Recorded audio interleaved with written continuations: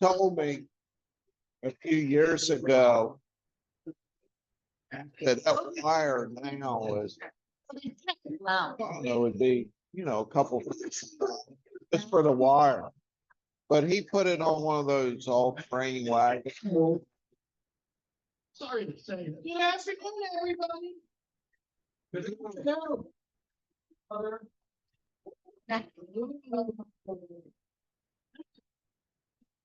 Dick Jackie on you when you get home, honey, you're in such trouble now.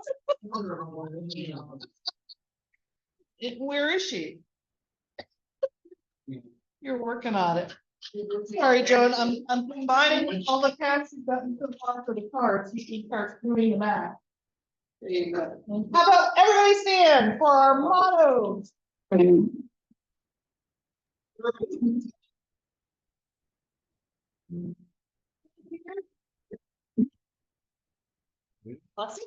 Please join in prayer or meditation as you choose. As I say, bless this food to our use and touch the thy service. Amen. And our pledge of allegiance? Pledge allegiance to the flag of the United States of America.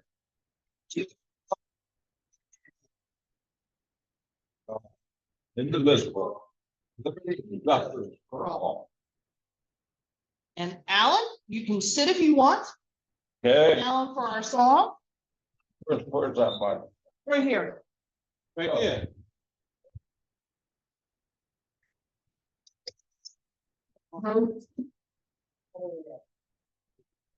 But like others use it for me, I'll use it myself.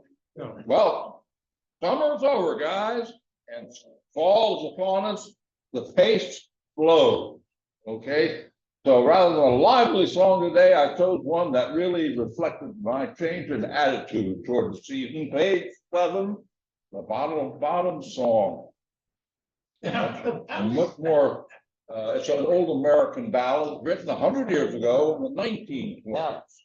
So updated with a version of our own here at Rotary, okay? That's got it. Down in the valley so low, hang your head low, hear the wind blow, hear the wind blow, hear the wind blow. Hang your head low, hear the wind blow. Roses blossom, violets are due, angels in heaven.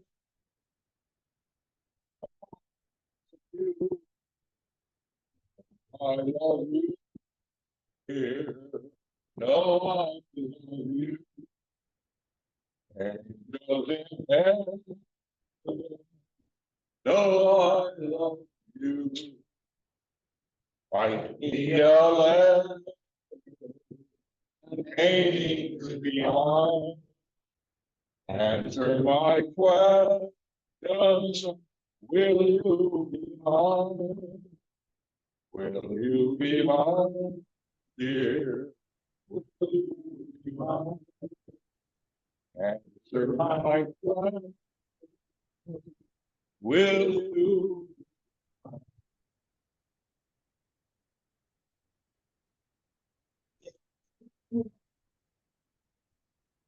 So I know Jason walking out the schools were making a see-through. So John's counting the money out. Looks like a big pot. Everybody get your purchase then.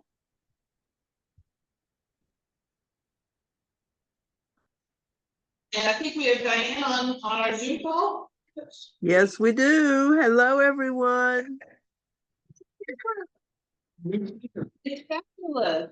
I'm gonna say something else. Diane, have you sold your ticket yet for the Dead Rise? Uh-oh, you're putting me on the spot now, aren't you? They will be sold by the due date.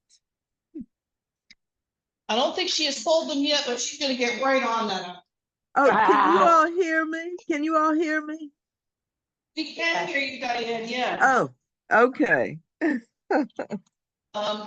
With that said, that flows right nicely into, yes, we still have, I think, more tickets available for sale, for the Dead Ride boat model.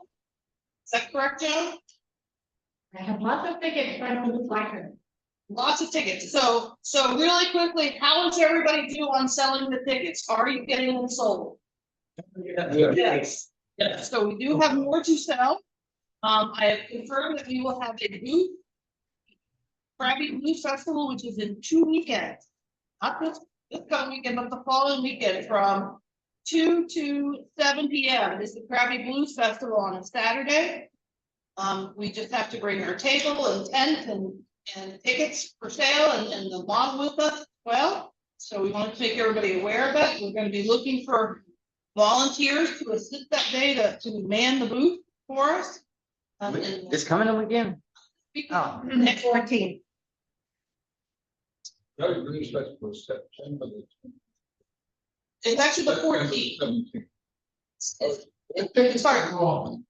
Yeah, the tickets are wrong. That's nice. The ticket says,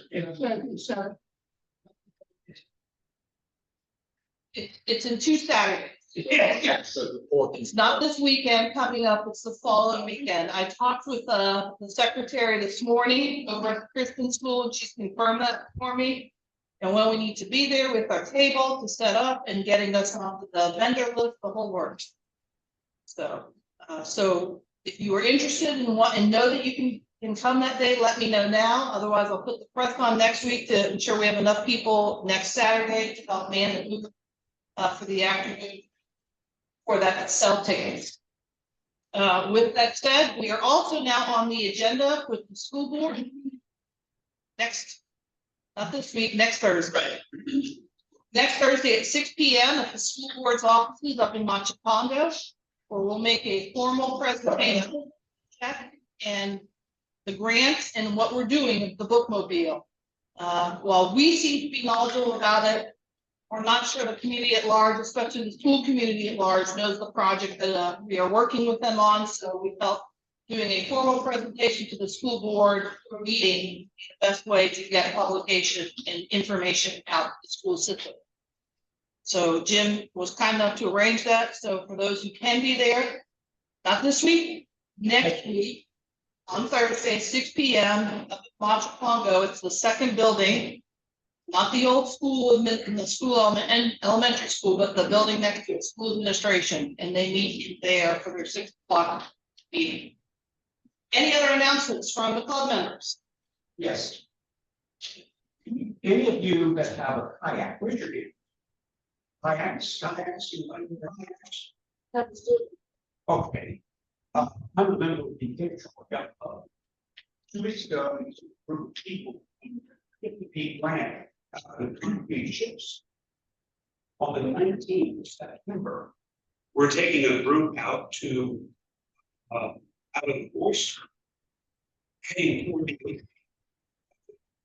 Anybody that's interested, may have access to the land. Just let me know.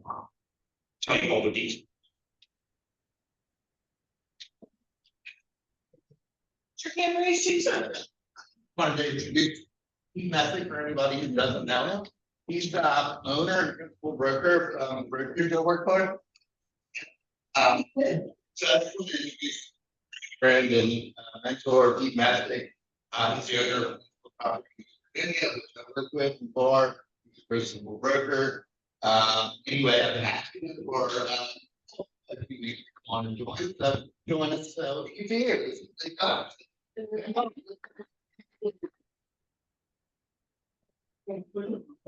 Here with the guest of was it Glenn Bradley? Well, Oh, wow. The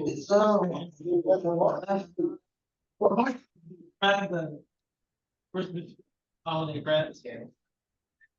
We still do that. Supported town beer function, your brother organization up the next one.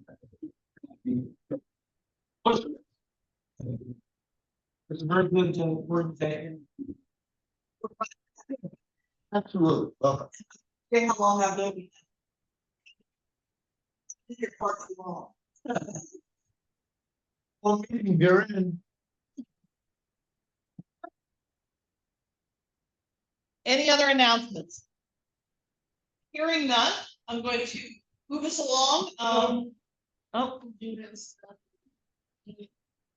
Thank you, thank you. We also have the cleanup for Route 184. It's the last Saturday in September. I'm gonna talk a little bit more about this next meeting, but I've added it to our website. So if you go to the calendar in the website, you can actually hit the RSVP button, indicate that you're going to be there for the cleanup day. So at the next meeting, I'm gonna give you guys a little bit of a primer on what you can do on our website, some interactive stuff we're doing with the calendar so that we can track things better. But thank you for reminding me of that, Karen. I appreciate that. Mark. One quick one, the police poll will be dedicated on the 21st of September, which is the International Day of Peace. It's 4 to 5 o'clock, Central Park, Charles. I've actually put that on our calendar as well. It's on the website. So, any other announcements? Because I keep forgetting happy dollars first. Any happy dollars? Nobody's happy. No. Alan has depressed us all with his nachos today. I've got, we need money. I've got $5 happy dollars. Because I'm just delighted that Monica Grisham, the old friend. Not that old.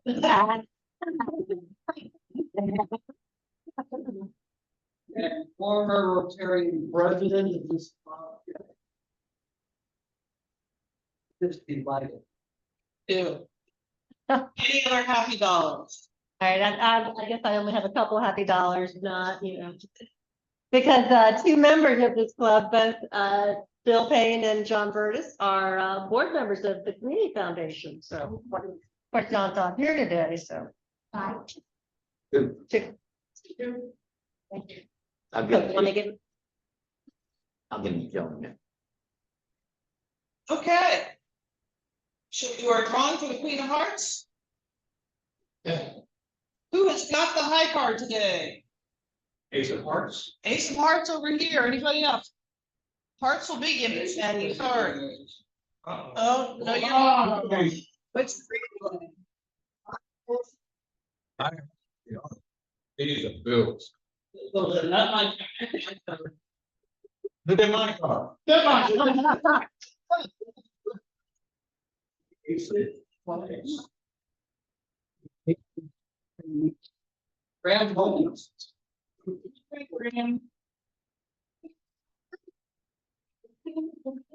Joe? I got Joe, so hang on 1 minute. I don't.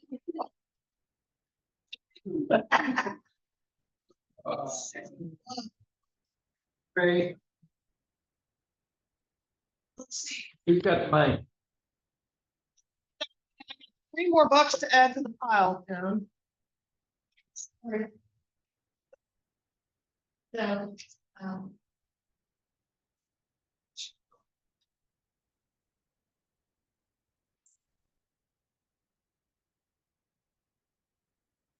she's totaling our funds today. I'm gonna go ahead and get us started on our program, because it's a good one. Like Bill, I'm also glad Monica Richforth is here today. She's taken on a new position here with the executive director of the foundation. I've known Monica again far too long. I'm glad she's back here, because I've been trying for a while now to get her to come back to Rotary, so maybe we can all convince her to rejoin our club. Because I rejoined mine. See, so with that said, Monica's going to talk to us about her new endeavor, and we are excited to have her here. Floor is yours. Come on up.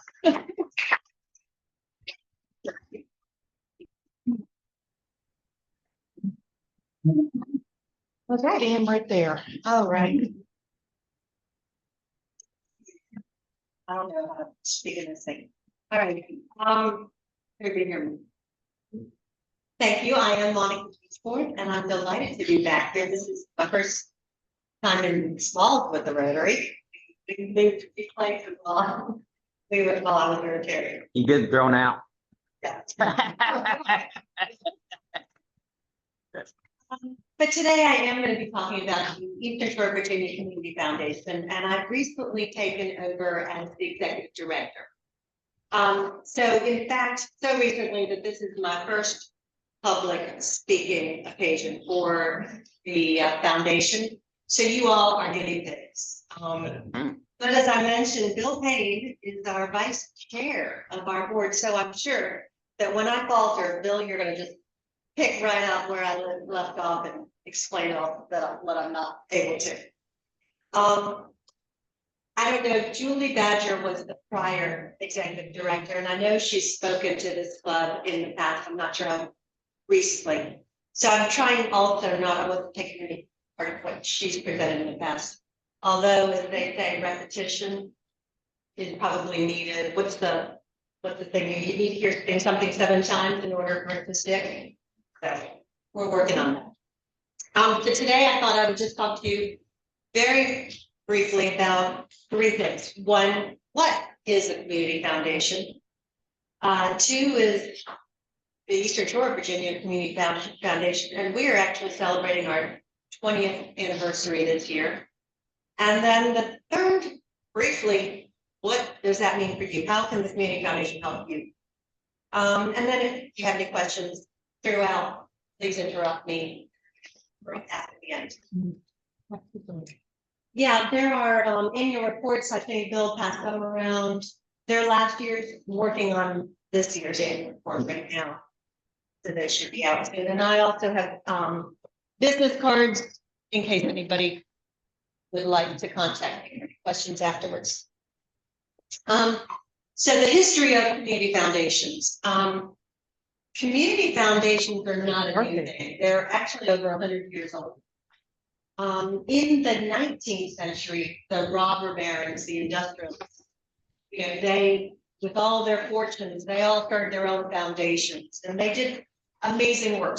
Public libraries, the Carnegies, the Mellons, the J.P. Morgan, Rockefellers, all of them really did a lot of great public service. But it was 1914, and a lawyer in Cleveland, Ohio, by the name of Frederick Goff, decided that really a community should best be able to decide what their needs were and what they wanted to invest in. And so he thought by pooling funds from the community and creating an endowment fund, that it was sort of creating a permanent but flexible community savings account where the community would participate in deciding where the funds should go, and also they would continue to contribute to it. And that was the very first community foundation, Cleveland, Ohio. Since then, we've got now, I think there's almost 1,200 community foundations in the United States with almost $100 billion in assets, and they give about 10 million in grants out every year. So community foundations have grown. And what they all have in common is they are all 501c3 nonprofits. They all are independent. They have non-sectarian governing boards. They're all publicly supported by various unrelated donors. They have a goal of building permanent endowed funds. They're focused within a specific geographic area, so that hence the community. And then they're also not limited in their grant making to a specific field of interest or group of individuals or organizations. Okay, so that's a little bit about community foundations. So the Eastern Shore of Virginia Community Foundation is actually 20 years old, as I mentioned. In 2004, the Norfolk Foundation, which is now combined and is called the Hampton Roads Community Foundation. Norfolk Foundation made a presentation to a group of people at the Eastern Shore Yachting Country. And they said, we've been making grants to the Eastern Shore for a little while now, but we don't know the Eastern Shore. We don't know the organizations here. We don't know the needs here. We think it'd be better if you created an affiliate foundation and you had a board that could actually assess the grants that we're making, saying, is this an organization worth supporting? And they said, to sweeten the pot, if you guys will get together and raise $4 million in funds within 4 years, we're going to match it and we're going to give you an additional $2 million. And so that group of individuals got together and said, okay, $2 million sounds good, we're going to do it. And that was, I don't know how many of you know Pope Kellum Jr. Pope led up that effort, and a few other citizens, Henry Custis, Tom Young, Suzanne Tankard, Kathy Tigner, a number of people all joined. George McMahon, they joined in. And in fact, I think our Cape Charles Crosby Johnson, he was one of the early founders as well. And in fact, they were able to raise $4.5 million within three years. And so the community foundation was in fact started. And here, my notes. It was the Eastern Shore Virginia Community Foundation was started as an affiliate of the Hampton Roads Community Foundation, and we still are, which means that we get to rely on Hampton Roads Community Foundation to manage all the funds. We have now $15 million in assets under management. That's the Eastern Shore Virginia Community family of funds. But the Hampton Roads Community Foundation has $500 million in assets. So they have a group called Spider Investments that manages all those funds. And we get to rely on the Hampton Roads Community Foundation for legal support, for asset management, all of that. So it's been a great relationship. What is the mission of the Eastern Shore Virginia Community Foundation? Each community foundation is slightly different, but ours definitely, we've got a two-part role. One is to help individuals, families, organizations to create endowed funds to meet their charitable giving goals. So we've got a lot of different types of funds. And I'll tell you that a little bit, but basically we just help you give your money to good causes and preserve that money so that you continue to grow and continue to have an impact on the causes that you care about most. The other thing is we give away money to nonprofits. So we have, from our unrestricted grants, we have so far in 20 years given $4.5 million to organizations serving the Eastern Shore. Each year we have 2 grant cycles in the spring and the fall, and the board deliberates. We look at all of the grants that come in. It's primarily for capital purposes, so bricks and mortar, infrastructure, technology. And we give about $350,000 away in grants to organizations serving Eastern Shore each year. Here in Cape Charles, for this area, we have some of the grants that we've funded have been for Arts Center. We've done stage lighting. We've bought projector. We have helped to repair the roof and ceiling. In the Cape Charles Museum, we've done roof repairs as well. And heat pumps we provided for the Cape Charles Museum. For the Citizens for Central Park, we did lamp posts.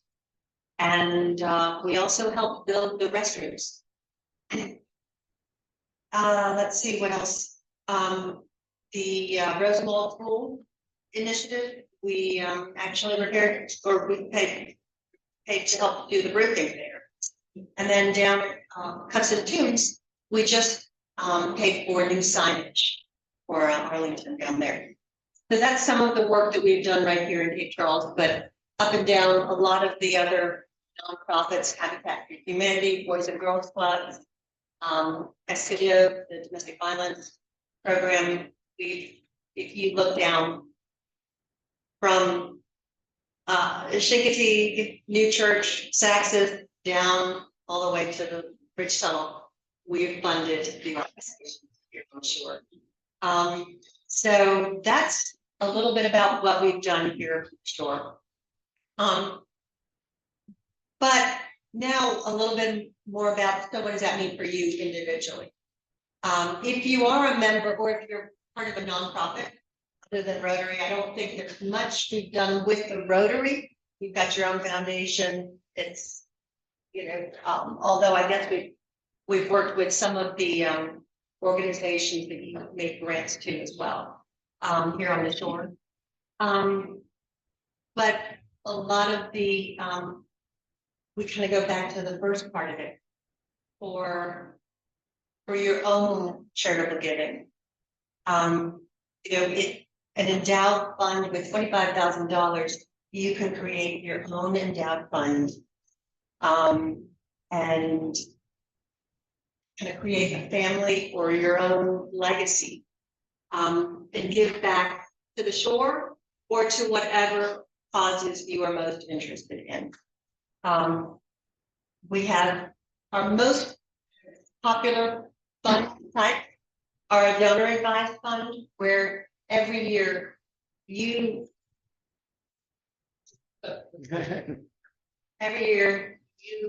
can make a recommendation of what organizations you want funds to go to. So, you know, it can be you, it can be a family, you and a family member, but you make decisions and say, this year I'd like to make grants to the following organizations. There's a designated fund where you say, you know what, I really want to support perpetually my alma mater, my church, you know, this museum, and every year proceeds from your fund will go to those organizations. Long after you're no longer here, they'll continue to support those organizations. There's also, you could add to, you could create or add to an unrestricted fund. And that just joins the pool of the grant funds that are available that we make every year to the organizations on the Eastern Shore. If those, our grants must benefit Eastern Shore residents, visitors. And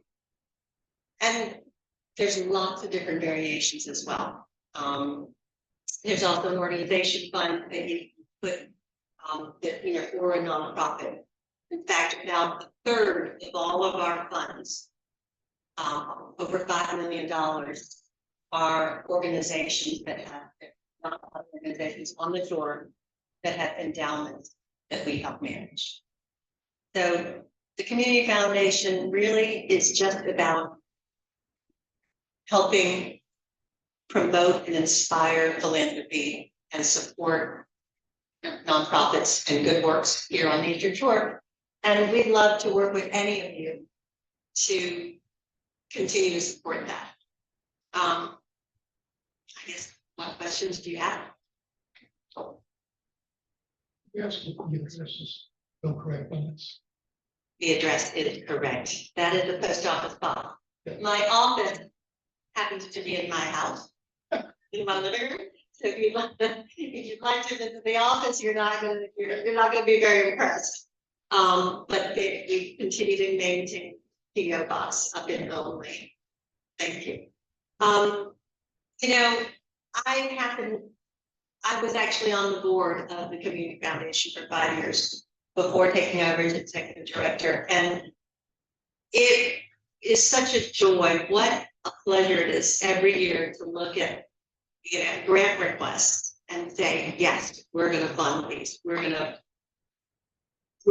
you know, repair the roof, we're going to be able to provide safety equipment to this volunteer fire department. We're gonna be able to buy printers and 3D computers for the Boys and Girls Club. You know, it really is such a great feeling, as they say in nonprofits, you just give until it feels good.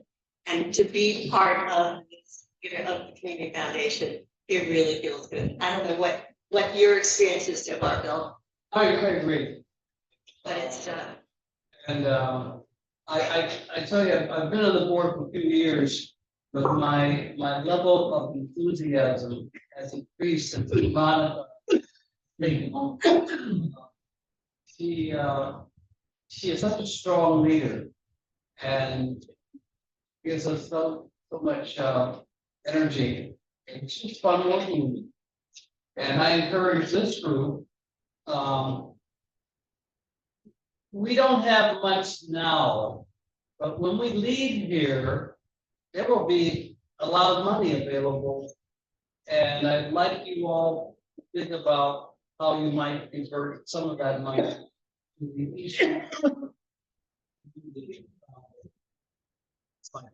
well, I mean, as Rotarians, you all already do so much for your community. And you know, there's no doubt. But there is always the opportunity, in addition to supporting Rotary. You know, it's very easy to include some language in your will. Leaving something for the community foundation. And it just feels good to be able to give back. And I hope, I know that you all feel the same because you are Rotarians. So 2 questions. What's the timing of when you accept grant applications into the foundation? And then what typically has been, how many of those can you actually fund? So we have 2 grant cycles, one in spring and one in fall. Our fall grant cycle, the applications were just due September 1. And in the past, it was wonderful because we were able to fund almost every real application that we received. That met the basic criteria. Right now, fortunately, word has gotten out to the nonprofits that we do have funds available. Unfortunately, our unrestricted funds haven't grown as much as the demand for grants. So we still have about 350,000 that we give away, but our requests for funding have gone up significantly. So this, in fact,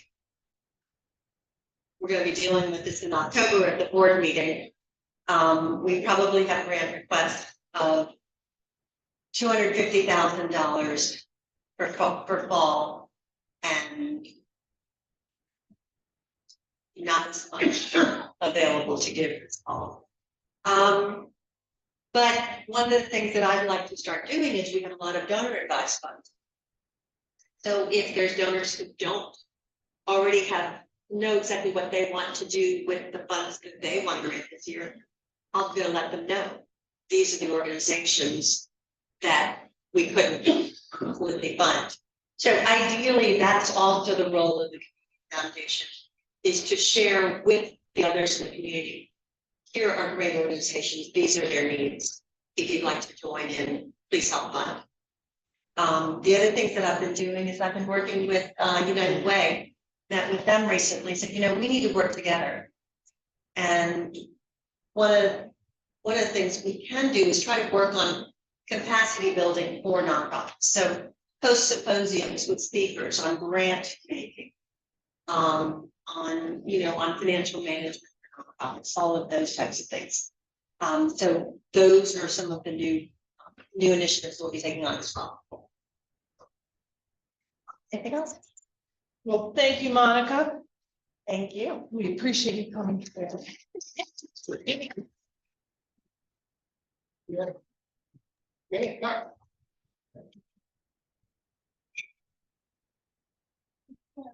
Thank you, Monica. Hey. Forget who you are. I don't have this version now. No, no. Wow. Wow. It brings you back. It brings you back. Joan, do you have a final accounting? Yeah, $14 to grant. Graham, look at that, $14. The biggest part. That is. Invest it wisely, buy another restaurant. Put the money in business. So with that said, I'm gonna ask us all to stand and recite the things that we think stay into an Rotarian.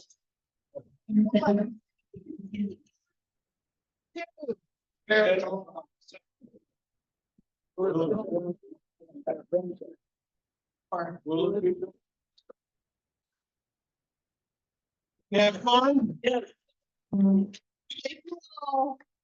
You, Monica. Thank you. Great meeting. Thank you, Monica.